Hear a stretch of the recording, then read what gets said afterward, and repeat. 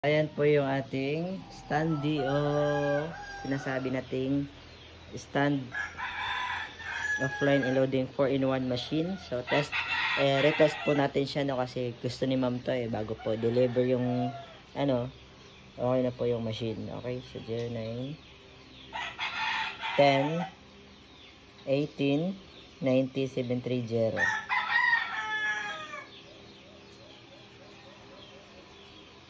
So, i-test natin siya ng mga 2,000 po.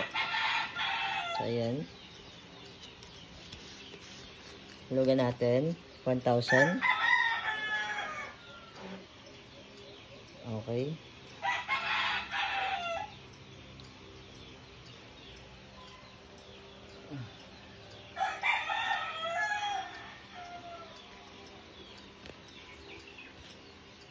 So, pag once nag-reflect na po yung 1,000, pwede na po maghulog ulit sa 20 na bill.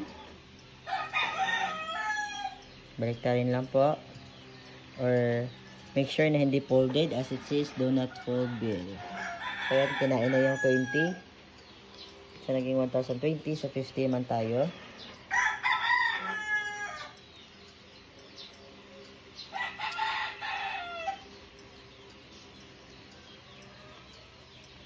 Naging 170, 200 na bill.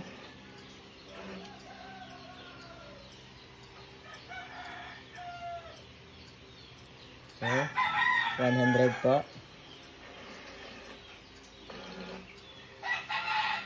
Baliktarin lang pag di kainin. Make sure na hindi folded. Okay, so naging 1,3 na. Sama tayo, 500.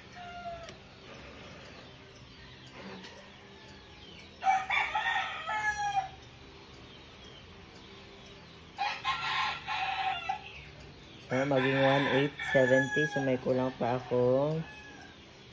Around yung 500 na lang kukunin natin. Ayan yung 500.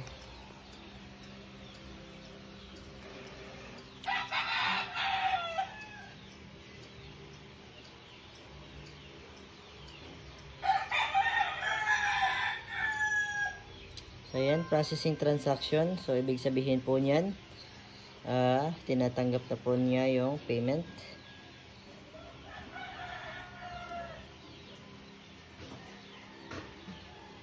Hintayin lang po na mag-confirm. So, may code dyan na lalagay.